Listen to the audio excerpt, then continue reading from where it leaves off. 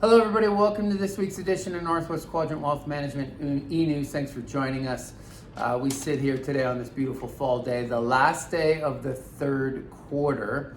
Obviously, for those of you that have been paying attention to markets, volatility has returned to markets. Seasonally, this is when we see more volatility historically in the capital markets, and this year is certainly living up to that. So there's certainly what feels to be like a push and pull going on in the markets.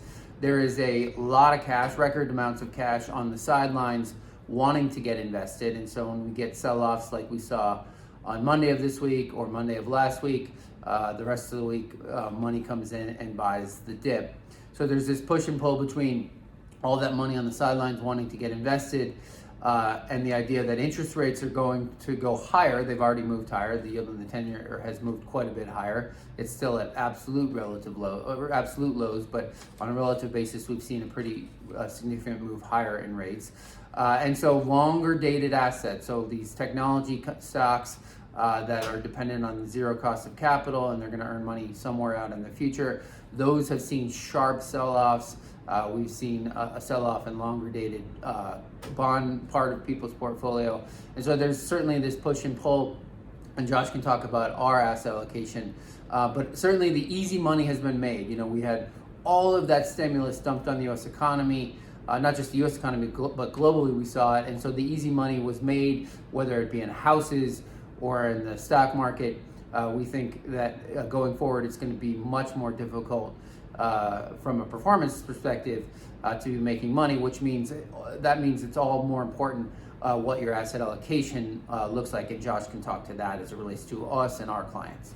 We're seeing a bit of a replay of what you may remember from the end of the first quarter of this year, but we call it the reflation trade, which just, there's been a pretty pronounced shift over the last couple of weeks from, as Tyler mentioned, those growth duration tech names, about 30% of the S&P, into more cyclically oriented businesses, namely financials and energy have really been the outperformers the last couple of weeks. But how we express that within the context of our asset allocation is ownership of more small cap value.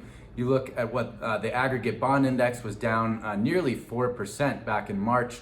It's starting to sort of plumb retrace the lows of the first quarter, but what that's meant is a pretty pronounced outperformance from small cap value.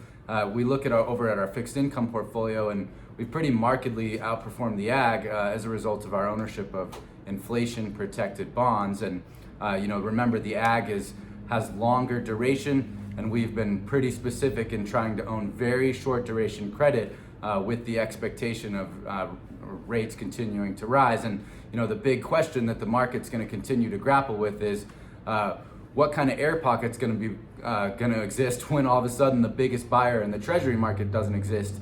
And the question for a lot of investors out there is, when you look down the duration curve, every single maturity in the treasuries market trades at a negative real yield, and who wants to buy that paper is really going to be the big question that markets grapple with over the next couple quarters as the Fed continues to exit the market.